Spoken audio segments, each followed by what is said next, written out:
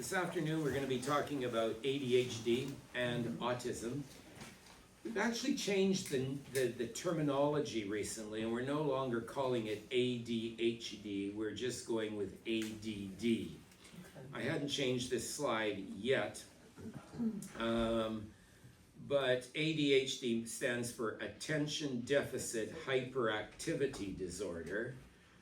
And so we're now just going with attention deficit disorder as our basic terminology. So I put a Canadian statistic here. I don't have the US statistic handy, but it affects 1.5 million Canadians, and we have a population now of 40 million. The US is about almost 10 times the size of Canada population-wise, so I would expect that it would be around 15 million in the United States. Fairly significant number of people. So ADD is a chronic neurodevelopment. Oh, and before I do that, I wanted to read to you my quotation, which I didn't put on the slide. But my quotation is from Albert Einstein this time, okay? And it says, "Everybody is a genius. But if you judge a fish by its ability to climb a tree, it will live its whole life believing it's stupid." That's a good one. Yeah, never heard that one before. So, yeah, it depends on how we evaluate things as to what we do, okay? So when it comes to ADD and autism, remember that intelligence can be quite varied, and some of the people with ADD or with autism specifically are incredibly talented, incredibly productive people. We had a pianist in Canada by the name of Glenn Gould, who was probably one of the most astoundingly accomplished pianists in Canada, and he was profoundly autistic. And in fact, yeah, we have named the music studio for the Canadian Broadcasting Corporation after him. He was a very powerful musician. So frequently people with autism have some very good capabilities. So ADD, it's a neurodevelopment disorder. It can shorten one's life expectancy by up to 22 years. Yeah, it's significant. You wear out earlier, is that it? Pardon? You're so busy you wear out earlier? No, you do dangerous things many times. Yeah, Really? you drive like a certain friend of ours who has it, gets speeding tickets every day, every week. You make choices. So, I did put in my notes here, 7 million children in the US and 16 million adults have ADD. Left untreated, devastating effects on one's life. Decreased life expectancy by 22 years if it persists into adulthood. It reduces the number of healthy years by 8.4 years in a person's life. 80% of adults and 44% of children with ADD have other psychiatric problems as well. 32.2% of students with ADD do not graduate from high school. 32%? 32.2%. Ah, okay. They don't graduate from high school. They're busy. They can't focus. They can't get their exams passed. Yeah, so Barry, just to add onto that, it doesn't mean, like the example of the fish climbing a tree. They could be very good at several other things, but just not sitting in a class or a lecture and focusing and passing a test. That's right. Well, they struggle. They struggle with that capacity, and they struggle with their jobs as well. Okay, and I have that problem. so yeah, 33% of inmates in Canada are officially diagnosed with ADD. 33%. Individuals with ADD are 45% more likely to be involved in a serious motor vehicle accident. So they frequently drive very fast. They take risks. They can't focus on what's going on. They tend to be more, I just had the word, impulsive. Yes, absolutely. Absolutely. And impulsivity is a very good word to describe it. This friend of mine who has been begging me for some treatment for ADD was on the phone just the other day, and he had a very important work meeting, and but he stayed up until 4 o'clock in the morning, and then guess what? He overslept and missed the meeting. He was in serious trouble at work because he had, you know, his managers and supervisors and everybody were at this meeting, and he just didn't show up. And it's affecting his work performance, and now we're talking about what we do to help him without necessarily starting on medication. Adults with ADD are 10 times more likely to visit physicians, and they have a higher rate of emergency department visits.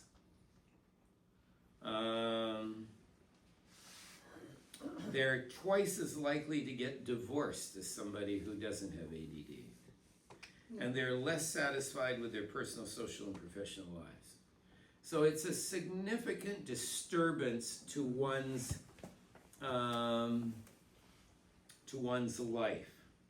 So as I said, the old term ADHD has now been replaced by primarily inattentive ADD. And so in order to be diagnosed, so we have inattentive ADD, and this on the slide it has ADHD because it's an older slide compared to the change now. So the inattentive ones are easily distracted, struggle to learn new information, resist tasks that require mental energy, and regularly lose their belongings, okay? So this friend of mine is going to a restaurant in downtown Toronto, and he parks his car, quickly finds a parking spot right in front of it, and he heads in, forgetting that he's left his passport and his computer and everything on the front seat, and he hasn't locked the car. So guess what? It's gone. It's gone when he comes out, you know? And so now he's got to start all over again, and he's got a trip planned for work, and it's gone, just everything gone. So he's just not able to focus on details. Then we have hyperactive or impulsive ADD, in which the child is squirming, fidgeting, always on the go. Kids that come into my office, 95% of them have one of these two, okay? It's just amazing. And they're into everything. When I went into the doctor's office as a kid, I sat in my underwear on the side of the table waiting, Right. you know, for the doctor to come in the door, you know. But not the kids today. They're into all the drawers. They're taking gloves out of the glove box and blowing them up like balloons. They're taking all the tongue depressors out of the jar and making houses out of them. It's just uncontrollable. So those are our two types of ADD now. So, and I went through this, they're avoiding different tasks, difficulty staying at, keeping their attention going. Now here's the impulsive hyperactive ADD, fidgeting with their hands and feet. They're squirming while they're seated. And I will tell these kids numerous times, in the doctor's office, you sit in the chair. You don't get up, you sit in that chair. Do you hear me? But then they're only 1 second, and then they got to get up, and they want to fidget, and they want to go there. And I've actually had kids that I've actually had to take on my knee, hold under my arm while I talk to mom, so that we can't so we can concentrate on what we're doing. They're running, climbing inappropriately, restless, difficulty engaging in activities quietly. The teachers are driven crazy by these kids. Why was it so much different when we were children? When I was a kid, if I was told to sit in that chair, that's what I did. I didn't get up, I didn't run around and play, I didn't get into stuff on the counter or We're going to get into why it's different, okay? Because Why it's there are different some is that it was changes as to swap why back it's then. different, okay? Life is different. Life is very different. They're seemingly always on the go. They're talking excessively, blurting out responses, interrupting everything that goes on. They can't take turns, can't stay seated, and they frequently are interrupting. And in a classroom where a teacher has 25 students, it's just a total challenge. And the teacher will be pulling her hair out, and the parents will come in and say, "You've got to do something because they're not going to function at school." So ADD affects 3 to 10% of children now, and it's growing. And like I say, in my office, I think it's 90%, and 3 times more common in boys than in girls. Now, I had a gal who worked for me, she was an EMT and she had a difficult time passing her exam, so I hired her to work in my office. And she was a good worker, and she had 4 kids. And they would come in that office and they would sit like little pigeons on the roost. They were just so well behaved. I just was astounded to see these kids. So one of them, a little kid, 4 years old, fell and cut themselves and had to go for suturing. I wasn't around. So they went into the office, into the emergency department, and sat there, and the doc came in and said, look, I'm gonna put some freezing into that so I can do the suturing. And they said, I know, my mom told me all about it. They sat there, watched him do it, never budged a bit, got the suturing done and said, you did a very good job, doctor, thank you very much. The guy just looked at him and said, where did you kids come from? And yeah, but it's rare. There's very few that are quite that well. So the Ontario Child Health Study reported ADD in 6.1% of children between the ages of 4 and 16. The Quebec Child Mental Health Survey found 5.4% between 6 and 14 with ADD. So it's just increasing, and these are diagnosable ADDs.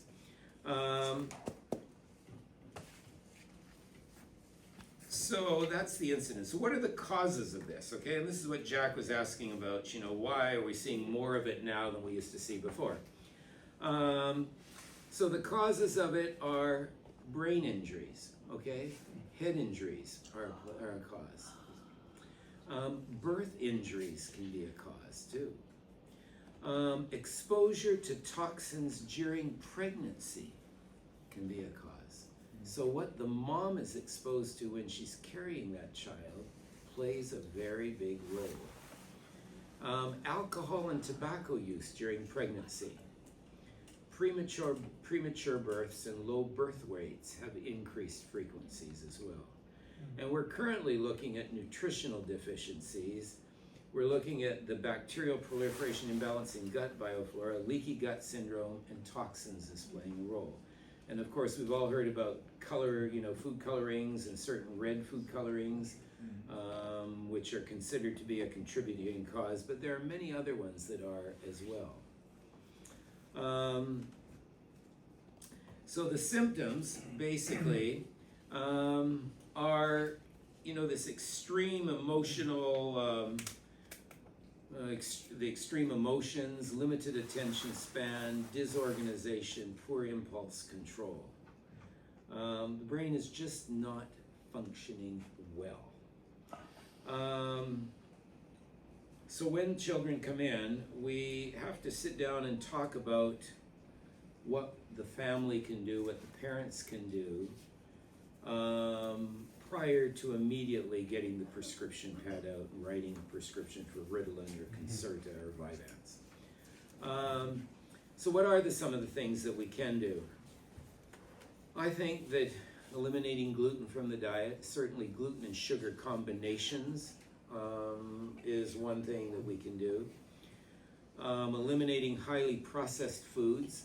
And when you and I grew up, Jack, we didn't have a lot of processed food, did we? No, there's no such thing as processed food. No, You absolutely grew not. it and you ate it. We grew it, we ate it, exactly right. And so that was one of the reasons why I never saw this as a child with my I friends. didn't either, that's why I was wondering, Yeah. Where did this all of a sudden come from? That's right. So we should use organic foods as much as we possibly can to avoid all the toxins and fertilizers that are added into our food system. Keep our snacks healthy. Look what's sold in the school cafeterias. It's awful stuff. You know, I went to school, we had real food in the cafeteria. I mean, there was broccoli, there was cauliflower, there was squash, peas, carrots, corn. My school. What school did you go to? See that? In the county? In high school. He grew up down in Damariscotta, where down on the coast there. They Okay. had real food then. We never did. Now they got hot dogs and hamburgers and french We fries never and had cafeterias pizza. in schools when I had to bring my own lunch for my whole time in school. So my mother was in control of what I ate. Yeah. And our food in our family was very simple, natural foods, largely from the garden. We canned and preserved fruits and, you know, vegetables, and we lived on those we didn't buy a lot of snacks or a lot of, you know, highly processed food. There was no money for that. Well, there wasn't any money for it. No, there That's wasn't. exactly right. And there wasn't a lot of it available either. It was significantly less available. And occasionally we get a treat. Maybe once a year, folks would buy a big bag of potato chips or something like that, and we'd all share it. But it was certainly not an everyday meal, okay? And we need to involve the child in the kitchen so they learn about food, you know, healthy food options and how to prepare their own food instead of just, you know, giving them a bag of Doritos and, you know, and a can of Coke and, you know, that's your meal. Reduce sugar as much as possible. Oh, look at the typo there, impossible. Reduce sugar as much as we can because sugars are toxic, as we talked about. Eliminate artificial colors, eliminate food additives. When you read the product, we mentioned that last weekend, you read the product label. You know, we were just looking at one of the salad dressings there. As old-fashioned as my father was, he said, don't eat anything you can't pronounce the name of what's in it. Don't eat anything that you don't have in your kitchen. It's a standard supply, yeah. So remember what I said about cruciferous vegetables? They help detoxify the person. They are nature's best detox method. So, but how many kids want to eat this stuff anymore? Okay? Yes, how do you get it in them? How do you get them? Yeah, how do you get this food So into you a start child? eating early. The day You before- start very early. Yeah. Absolutely. Okay? So, Everett, Jack's brother, who was here last weekend, came up after the talk last weekend and said he wondered why his son will not let the grandson have any screen time. The kid is 2 years old and he's already reading. There you go. Yeah. Isn't that amazing? Yes. So he was a little bit distraught when he went to visit because the son said, no screens whatsoever for the 2-year-old. So if we start teaching our youngest children how to eat healthy food, but baby foods are frequently loaded with sugar too. So the kids get used to the taste of sugar and then it's addicting. I find sugar very addicting. If I have a highly sweet meal, then I'm rooting for sugar nonstop for the next few hours. It's just part of it. So healthy fats for optimal brain health, regular adequate sleep, okay? So this particular nurse that worked for me, one of her kids' classmates' parents called one day and said, well, I heard this and I heard this of what's going on in the school, and Jess said, well, yeah, I'm hearing. Well, how did you find out about it? She said, my kids told me. You mean your kids talk to you? Yes. Every evening, before they go to bed, there's no screen time, and we sit down and we have a conversation, we talk about the day, we talk about the problems of the day. Parents said, oh, that's amazing. I can't get my kids to talk to me at all. It's just, she just couldn't believe it. But she said that there is a regular time to go to bed. Another one of our friends has 2 children and constant issues with bedtime, okay? And so I just sent him a big long one. We had a phone conversation. I said, listen, you've got to go through the process, okay, with your kids. You set your time for bed. You read them a story. They get their drink of water. They go to the bathroom. They say goodnight to mom or dad. And then you say, okay, it's bedtime now, and you stay in your room. If you can't sleep, you don't come out. But what his kids were doing, they were staying up till 11, 12 o'clock at night. Mother has to get up at 5 to go to work. She's sleep deficient. She's irritable, crotchety, you know, and the whole house is falling apart. So regular, adequate sleep. There is no such thing as a broken child. Each child is gifted in some area of the brain. Never give up on a child. He might be a There's fish. always hope. He might be a fish, not a raccoon, okay? So, the things we can do now, as I said, we eliminate gluten. I'll go back on the list here. Eliminate the gluten. We eliminate the highly processed foods and the sugar. So frequently those three come together, okay? It's flour, sugar, and that goes into the snack, you know, and calories. Additives. Pardon? Flour, sugar, and additives. And additives, right? That's where the Colorings processed and foods artificial come in. flavorings and all that sort of stuff. Yeah. And so we eliminate some of these food things and teach the kids to eat healthy and keep their activity levels directed and up.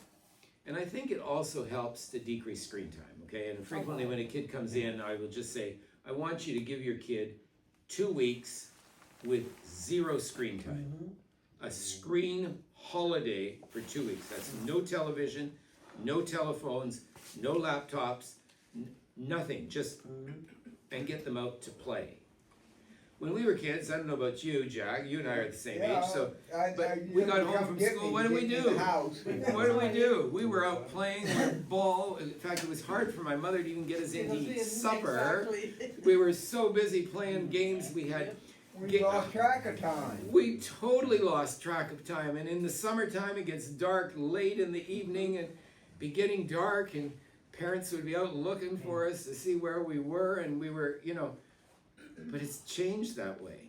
I had 9 Chores acres to to do play when on. I grew up. We had chores to do too, but boy, I did those things as lickety fast as I could so I could get out and be with, you know, be outside on the ball field. Judy. Yeah, I'm not sure if you've seen it, you know, on social media. There's this line, you know, kids have devices these days and they play games, or they want your phone to play a game. And so those who grew up in our era would say, the only game we used to play was outside. Yeah, Yes. Yeah. absolutely. You made up your own game. You made a, I was gonna say. Except in the middle of the winter when it was 40 below, we would play a game of Monopoly or something, a board game, you know, inside. But this business of, you know, playing all these computerized games, and that the kids are all connected with their computers and their phones, but they're not connected with people in real life. They're not learning relationships. Yeah. When I was a kid growing up in this town, we had a brook down there by the Opera House. You go down that way, where there's a brook down there. During the summertime, you see all kinds of kids out there jumping off the bridge, swimming. Swimming, yeah. You don't see that no more. Nope.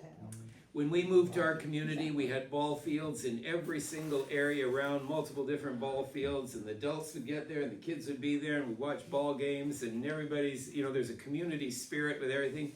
There's not one of those ball fields that are there today. Not one. So They're sad. all gone, all grown up.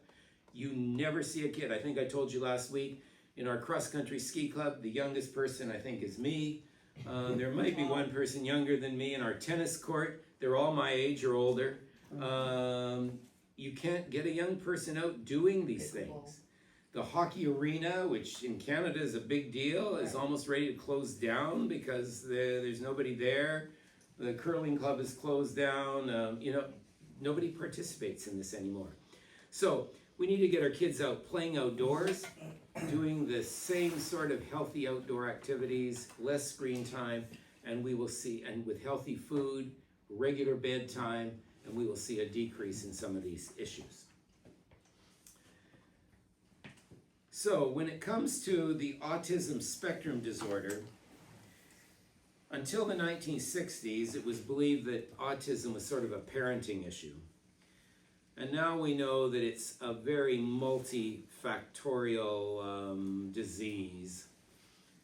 And it is very variable in how it presents. So that's why we call it a spectrum, because there are many, many different ways in which it comes through. And on this particular slide, shows there could be issues with verbal and nonverbal communication, a lack of social awareness, information processing, executive function, sensory processing, repetitive behaviors, motor skills.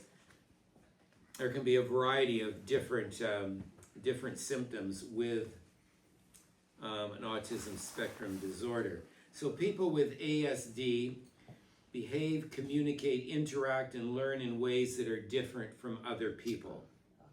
There's often nothing about how they look that sets them apart. The abilities of people with ASD can vary significantly. Some people have advanced conversation skills where others may be nonverbal. We have some that have photographic memories that just can remember absolutely everything. Some that excel in various subjects and become, leading experts in certain areas of fields. Some people with ASD need a lot of help in their daily lives. Others can work very well without any help whatsoever. We have part of this umbrella called autism spectrum involves an autistic disorder. Asperger's disorder is another one that comes up. I've got a young man in my office who has Asperger's syndrome. He's very, very good with computers and very good with many things, but his social skills are difficult. Doesn't have a lot of friends, doesn't make friends easily, a little bit of a loner. Struggles with certain aspects of socialization, but everyone can be different. Childhood disintegrative disorder, Rett's disorder, progressive developmental disorder, multiple different aspects of the autism spectrum. So some of the things that we notice in a child who has autism spectrum disorder, and this usually starts before the age of 3. And I've struggled with the diagnosis of these kids too from time to time. There's something not quite right, but it's just hard to put your finger on it. Certain children reject cuddling and closeness. Other children are very much inclined for that, and there's a personal variation with it. Sometimes they don't respond in the same way. They may be intolerant to loud noises. They may tiptoe everywhere. There may be sleep disturbances. There may be depression, things that look like epilepsy. They may have screaming, hysterical fits. They may have repetitive behaviors. They may be hyperactive. There's no one symptom that really stands out. So some children will show autism spectrum disorder symptoms within the first 12 months of life. So it can start very early. Others, it may not show up until 24 months, 3 years of age. Some children with ASD gain new skills and meet their developmental milestones until they get to be around 18 to 24 months of age. And then they stop gaining new skills and they start losing skills that they once had. We were invited over to someone's house one day and they had some other guests at the house, and I saw the child there and I said, what do? You never met these people before. How do you address the issue? And how, your child get regular medical attention? Oh, yes. Okay, everything's okay? Yeah, okay. Well, I can't say much more, but until you get to know them a little bit better. But it's usually you can pick up that there's something different with the child. So a child with autism spectrum disorder grows up to be an adolescent, a young adult. They may have difficulty in developing, maintaining friendships. Difficulty communicating with their peers or adults. They're just different, just slightly different. They may not quite understand what behaviors are expected in school or on a job. And they may come to the attention of a healthcare provider because they are struggling with some other things, such as anxiety or depression or hyperactivity or something, and the parents may bring them in for that reason. So it affects one child in 68 right now. And 20 years ago, it was one child in every 3,000. Oh, wow. So now we're at 1 child in 68. Yeah, it's increasing in prevalence.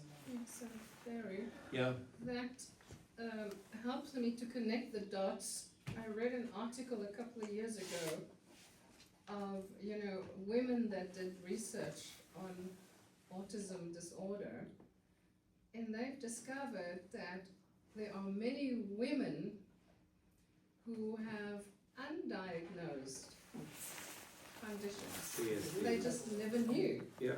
They were never, They're not they've never easy. seen a doctor. No, and they're not easy. They just consider themselves to be a normal variation or just a temperament issue or just who they are, Anger issue or, Yeah. And so it's very, yes. Back in the beginning of my teaching career, this was a thought that was circulating, and I heard it said that the kids that throw the chair through the window are the ones that get the diagnosis. Mhm. And so all of the children who are more behaved are not being subjected to Or being diagnosis. picked up on. Are being picked up on, and Yeah. so they don't get services. Because it's the disruptive behavior ones that will be taken in and help will be sought. But the majority of autism spectrum disorder kids are not disruptive. They're just different. Just different. So there's no one cause And of frequently autism. they're bullied because they're different. They Right. can By be. their Of course, classmates. every child gets bullied to some Yeah. degree. That's We true. all get bullied, but that's just somewhat part of life. And I think part of us as part of our job as parents is to help children learn that you will get bullied and how to deal with it. How to Okay, deal with it. how to deal with it. Yeah. So that leads me to the question: Can we diagnose adults for? For autism ASD. spectrum disorder, absolutely, absolutely. Yeah. It's just a lot of people have problems in their relationships Hmm. because of this. Exactly. And I think an increased awareness of this disorder will help us recognize and maybe be able to accept and work with the problem.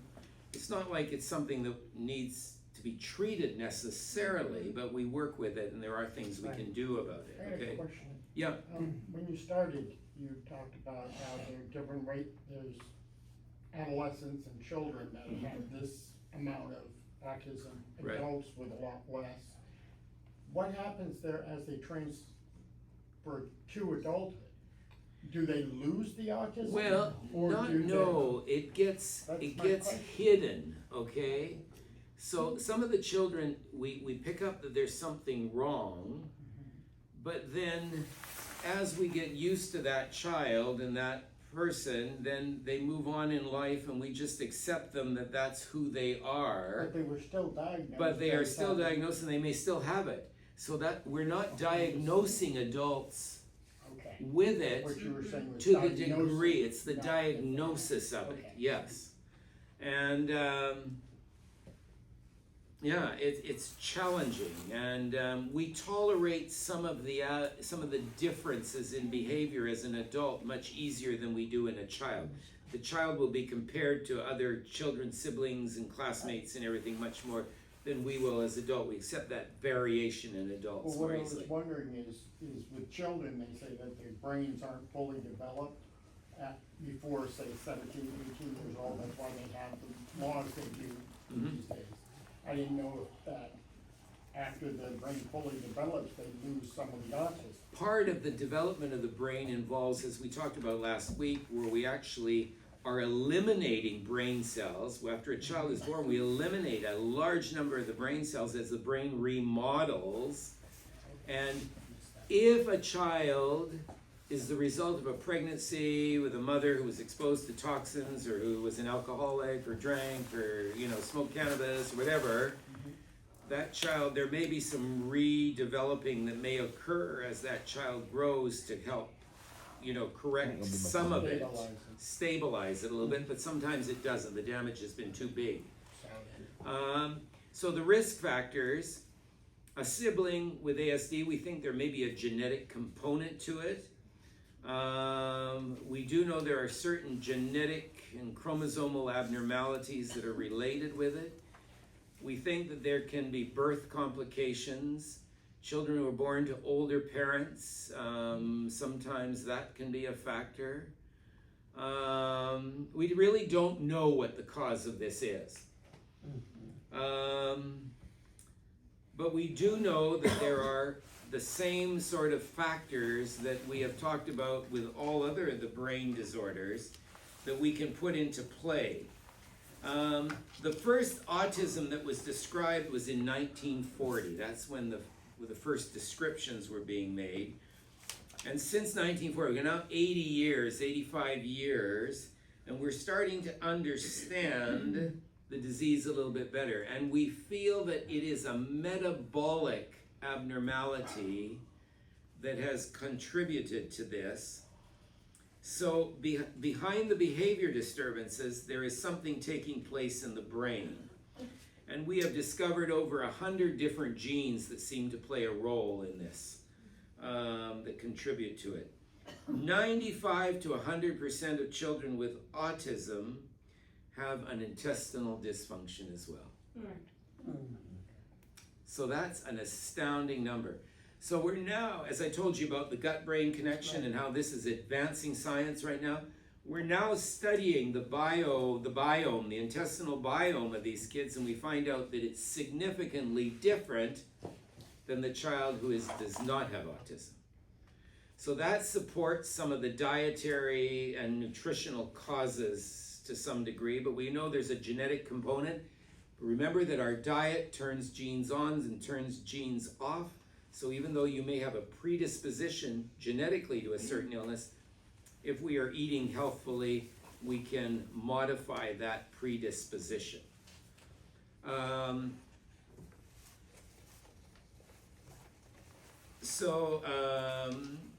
So I said that 95 to 100% have intestinal dysfunction. 70% have a weakened immune system. So there is something unbalanced in the child with autism spectrum disorder. And The immune basically system and the biome, if the biome's are healthy, related together the immune system's healthy. because the biome They're is part of the immune interconnected. system. Right. So if you were to take a child from Aroostook County, Mhm. that's significant, Sure. and change, because I work with a lot of kids with autism, so when you change this at age 13, their diet, their health, their exercise, and change the whole biome, Can there be improvement? yeah. Yeah, Oh, absolutely. yeah. Absolutely. Good So luck they're, at getting anybody to change their diet, adults or Especially children. Aroostook County. well, not just, Very, very we all struggle with changing our diets, Yeah. okay? We So like what we it's not like. an easy change. And I frequently will tell patients, So easy. you can't make a 100% change overnight. You know, this is gonna be a slow progress. I have a lady who just got back from having her third open heart surgery, and she had stents put in January, and they're already plugged up and calcified since January. Had to have her second bypass surgery, and I said to her, you need significant dietary change. And so she's waiting for me to come up with a diet for that, because we can't plug up this last graft. We have no more veins to graft. This time they had to take a vein out of her arm because the ones in her legs were already used. You know, and she's 60 years old, and she's, you know, yeah. Benyo. Taste buds can change. Taste buds I used can to eat donuts change. like a pig. Yeah. I almost vomit to eat donut now. Taste buds can change, but it takes committed decision making to change our diets, okay? And so patients will come in and see me, and I'll say, well, you know, if you change your diet, you can do this. And they say, oh, just give me a pill and be done with it. Well, okay? exactly. So when there is an inflamed gut, substances pass through the gut and enter the bloodstream, and in turn cause an inflammation of the brain. And we don't understand the full process of this, but it is intimately connected. many things that can be the trigger that puts the brain into chaos. So the question that I have is autism spectrum disorder a brain disease, or is it a total body disease that affects the brain? Yeah. And so with these, and next Friday we're going to be looking at all these, we're going to put all this stuff together for what we can do to keep a brain healthy, but we're starting to see the pattern that's developing through many of these different diseases.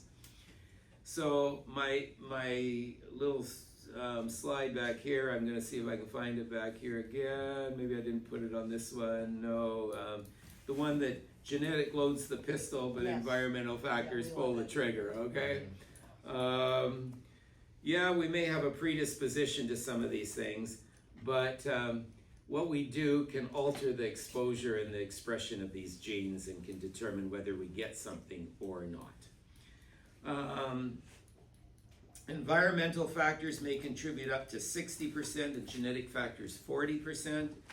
A recent study of the umbilical cord blood of newborns, you're going to be shocked to hear this statistic, found over 280 toxic chemicals in the umbilical cord blood. Wow. How many? 200? 280 different toxic chemicals were found in umbilical cord blood. We live in a toxic soup. Right. We're all exposed to this stuff. That's From the stuff we put in our skin to the stuff that we, the clothing that we wear, the microplastics, the water bottles, The air the air we breathe, the exhaust fumes, it goes on and on and on. So the question is, why do we have any normal people? Yes. Yes. What is Very it? good. Or what is normal, okay? Maybe that's the question we need What's to the ask. definition of normal? Or what is our new norm? Or what is our new normal, yeah. We fortunately are quite resilient, and we can heal. Remember that I said the body has an inherent ability to heal itself if we just provide the fundamental frameworks for that healing. And I think that healing takes place throughout the whole gamut of these things, from our food, our sleep, our avoiding of toxins, our detoxing, but also the way we think Or the way we treat each and other the way we treat and each respect each other. I have a lot to say about that. I've known a man, he wouldn't eat any processed food, he had to have all cotton clothes, everything, he understood everything you're saying, but he died a very, very bitter man. So he had all the chemical components, but not the relationship components. Exactly, he died, Okay? I found him dead by myself, no friends, no nothing, just, it was just. So what would the purpose be of having all the physical components of this health without the social and spiritual components that are involved? I always say that I think that life is a pyramid. We have these 4 dimensions that we have. Our physical and mental dimension is the base of the pyramid, okay? It's what gives us the solidity and the support. But it's our social and spiritual, our relationship health that is the peak of the pyramid. It's the most important aspect of this, how we relate. And so these other aspects help us, but the goal is healthy relationships and restored relationships And friends, with each other and with God. friends, if you hold bitterness and envy and ill will towards anyone, it's gonna affect your health. It's going to kill you. You can eat all the right foods, but if you have bitterness and anger and all those negative ones, Albert, Don't forget to tell them about broccoli and Kit Kat. I did that yesterday, last Okay. night. You can eat Kit Kat, Well, it's you're better to eat better Kit off Kat. eating Kit Kit Kat Kat with a friend and then broccoli by yourself. Okay. That experience was the best thing that ever happened for me after that. I said, hey, I'm gonna stop. Well, I think we all need to focus on healthy relationships, and that's Yes. why I'm putting this second section in about relationships with each other, and our relationships spiritually with our Creator, because these are the Fundamental basics. fundamental, well, these are the peak of this pyramid, okay? And if we can get along and help each other and be gracious and helpful, and the world is a better place. We will all be healthier, okay, if we do that. And there is nothing, I remember when I was in medical school, I had a classmate who was dating a gal. He really fell in love with the gal. And what he didn't know is that she had 2 boyfriends, and she ultimately did not choose him. He was terribly depressed. He quit coming to class. He ultimately ended up getting shingles, affecting his eye. Oh. And he lost a portion of his eye, of his vision in one eye. He dropped out of medical school. He ultimately struggled with multiple issues, relationship issues, and after that, all because of this relationship breakup that affected him physically, Yes. mentally, spiritually, professionally. He would have been an excellent physician. He was a good guy. But this relationship breakup just did him in. So our relationships have this incredible importance that we sometimes just underestimate. And we need to teach that to our children. Respect to everybody, no matter who, how poor, what society they're from, respect. To the human being, all humans deserve respect. I Unless grew up- they are disrespectful Grew up to you. post World War II. We had a lot of displaced people who now we call refugees, coming from Europe, Eastern Europe, communist parts of Europe. And I remember being very, very negative about some of these people that were classmates of mine, and did not have a lot of understanding what they'd been through or anything. And I remember my parents sitting down and trying to help me work through that. Not easy. But it wasn't easy because I followed what my peers did, and frequently that was making fun of people who didn't speak the language well, or I have things that I said that I deeply regret to this day. I wish I could go back and find these people and recorrect some of those things. But it's important for us to teach our children that.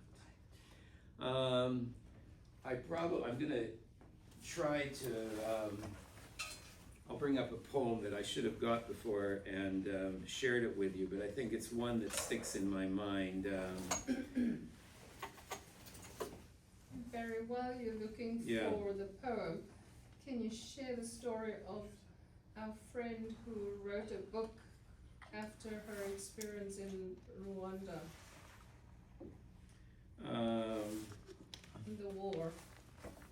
Well, if you're thinking of the lady there in Rwanda, yeah. See, I lived and worked in Rwanda for 5 years before the genocide took place. And we lost 95 to 98% of our colleagues and friends during the genocide. And this particular lady had her entire family murdered and killed in front of her eyes. And after the genocide was over, she ultimately found the young man who had done the murdering. And he had lost some of his family members too. And she adopted him and took him in as her own son. Wow. And just a powerful, powerful story of repair and reconciliation and healing for both of them. But it's not easy to do. But it's not easy to do. Most of us want nothing to do with someone who's committed something like that. Yeah, but she chose love and compassion instead of hatred. It's not easy to do, but Yes, that's what we have to try to find a way to do. Try to find these lyrics here. No, that's gonna be an audio. Okay, I'll just see if I can, lyrics. Yeah, that should bring it up. Oh yeah, here it is, okay. You've got to be taught to hate and fear. This comes from South Pacific, okay? Rogers and Hammerstein. You've got to be taught to hate and fear. You've got to be taught from year to year. It's got to be drummed in your dear little ear. You've got to be carefully taught. You've got to be taught to be afraid of people whose eyes are oddly made and people whose skin is a different shade. You've got to be carefully taught. You've got to be taught before it's too late, before you're 6 or 7 or 8, to hate all the people your relatives hate. You've got to be carefully taught. You've got to be carefully taught. I was cheated before and I'm cheated again by a mean little world of mean little men, and the only one chance for me is the life I know best. To be on an island and to hell with the rest. I will cling to this island like tree or a stone. I will cling to this island and be free alone. You've got to be carefully taught to hate. Yeah. And there's truth to that. And so we as parents and grandparents need to be teaching our children that every human being deserves respect, courtesy, compassion, and understanding. We all need it. I have something. When Sure. I grew up as a child, I had no idea what prejudice is. None, zero, until I came here. Yeah. I had no idea what prejudice is. Well, some of us didn't understand because we were not exposed to people who were different from us. That's right. Okay? And I had black friends, I had people from Asia. Asia. I mean, I had Yeah. other, but my mom said, you love each and Everybody. everyone, no matter what the So color. you were taught to accept everyone, and that's what we need to be doing, Jeff. My brother had that happen to him. He got stopped down in Georgia one time and arrested for walking on the wrong side of the street. He never was taught to discriminate against the color of a person's skin.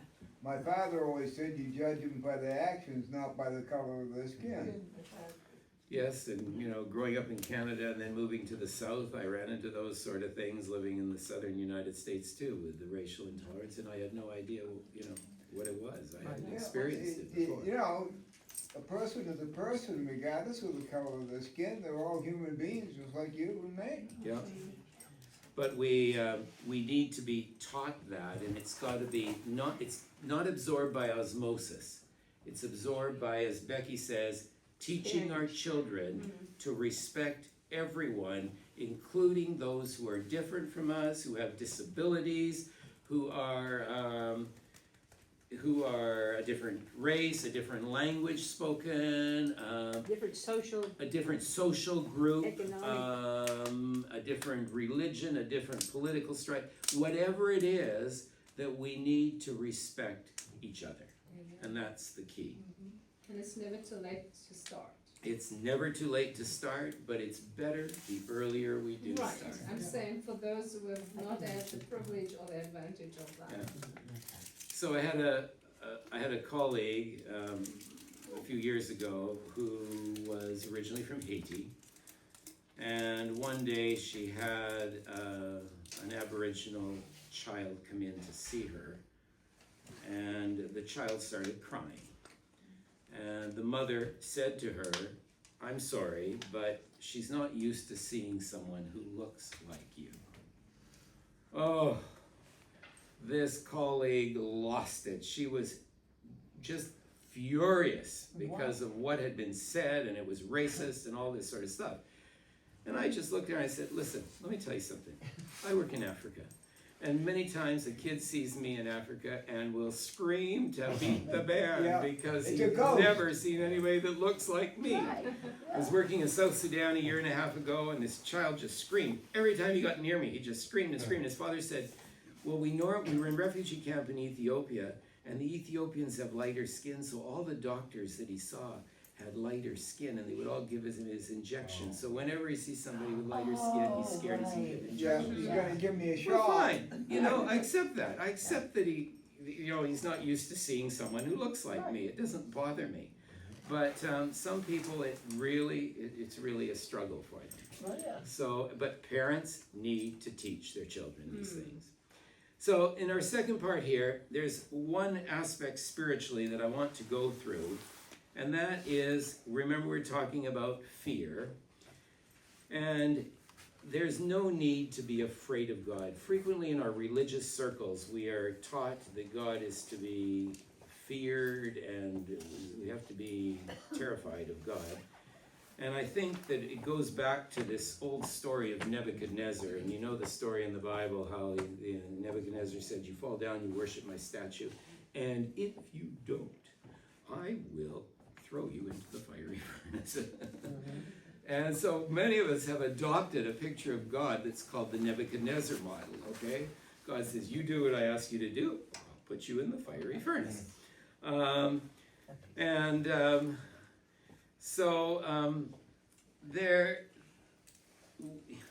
God has been portrayed as saying, either you love me or I'll throw you into the fiery furnace. And unlike Nebuchadnezzar, I won't just burn you for a few minutes, but I'll burn you forever and ever. How we understand what happens to those who reject God's encouragement to use our prefrontal cortex as the control factor in our brain depends on our particular religious perspective. From my perspective, from the perspective of the prefrontal cortex, a person of love, if he had a sick child, what would he do for that child? Anything. He would do everything he possibly could to help that child get better. If the child happened to be a nasty, mean, horrible person, would that love change at all? No. No. We would still struggle to do everything within our power to help that child succeed.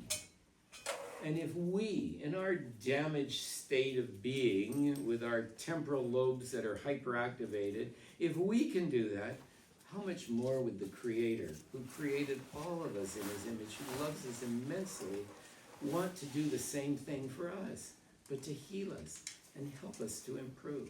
I think that's the whole purpose of what the Christian scriptures are about. You know, the example that Jesus gave. And the more I read it, the more I am just overwhelmed with how he taught these principles of using our prefrontal cortex and controlling our fear centers. The people that he related to. You know, he's walking through Samaria. I told you the other day about all the hatred that the Jews had for Samaritans. And he's walking through Samaria and he stops by this well and he sees this lady getting water and he goes and says, "Can I get a drink of water from you?" Unheard of. Anything a Samaritan touched would make you unholy and impure for a countless period of time. You first of all, you don't speak to a woman, because women were terribly abused in that part of the world and still are. You would definitely not speak to a Samaritan, whether it was male or female, and you wouldn't drink out of anything that they offered you. So he broke down all these barriers and just said, "I want something to drink." You, a Jew, asking me, a Samaritan, for something to drink? Yeah. If you knew who was asking you, you'd ask him for living water. Living water. Yeah. If you had living water, you wouldn't be thirsty again. Oh, her interest is piqued. And then the discussion takes place, and amazingly enough, but Jesus revealed to her who he was when he had never revealed to anybody else directly who he was. To a Samaritan woman who was living an immoral life with numbers of partners and everything, and he breaks all those barriers, and he demonstrates that no matter who we are, God accepts us. No matter what we've done or what we've done. He sees who we can be. He sees who we can be, yes. And Our potential. Now, the Old Testament is filled with all sorts of horrible stories and everything, but we need to remember what the situation was like when it was written and what people were functioning at, the levels they were functioning at that time. And sometimes, yeah, God needs to raise his voice a little bit. And we have the story of Mount Sinai, where there was thunder and lightning and everyone was afraid of meeting God. And but there's a very interesting text here, okay? When the people heard the thunder and loud blast of the ram's horns and the flashes of lightning and the smoke billowing from the mountain, they stood at a distance, trembling with fear. They said to Moses, "No, you speak to us and we'll listen. Don't let God speak to us directly or we'll die." Moses says, "Don't be afraid. For God has come in this way to test you so that your fear of him will keep you from sinning." And as the people stood at the distance, Moses approached the dark cloud where God was. So Moses was able to approach, but the people were terrified and in fear. But in the New Testament, we get the text that God is love, and all who live in love live in God, and God lives in them. So now I'm going to change that into the medical perspective. When we function out of our prefrontal cortex, which is where love occurs, that's how God intended us to function. That's the way life goes on. And if we function out of the prefrontal cortex, we're gracious, we care for each other, we build healthy relationships, we are living in God, and our love grows more perfect every day. So we will not be afraid on the day of judgment, but we can face him with confidence because we live like Jesus lived in this world. Such love has no fear because perfect love expels all fear. When we have that prefrontal cortex tuned in, the amygdala is controlled. It's biological. If we're afraid, it's for fear of punishment, and this shows that we have not fully experienced his love. Wow. It's just that we need to really incorporate some of this. Jesus says, "And then you will ask in my name." I'm not saying I will ask the Father on your behalf, for the Father himself loves you dearly because you love me and believe that I came from God. And the judgment is based on this fact that God's light came into the world, but people loved the darkness more than the light, for their actions were evil. So the light coming into the world is the prefrontal cortex being activated. And the love of evil is when we live in fear and we want that fear and self-centeredness and we want to collect everything for ourselves. And when that happens, we reject the principles of love. One other text. "I will not judge those who hear me but don't obey me, for I've come to save the world, not to judge it. But all who reject me and my message will be judged on the day of judgment by the truth I've spoken." So if we allow our prefrontal cortex to take over, we have this relationship, we take care of others, we judge ourselves, and life will continue. If we're hateful, nasty, miserable, and mean, we're going to kill ourselves. And so the judgment basically says, let the one who is doing harm continue to do harm. Let the one who is vile continue to be vile. Let the one who is righteous continue to live righteously. Let the one who's holy continue to live holy. Let's let your prefrontal cortex be in control. Let's live a life of healthy relationships with God and with each other. And we will be healed. Pardon? And we will be healed. And we It's a will natural have life consequences. more abundantly and be healed. Absolutely.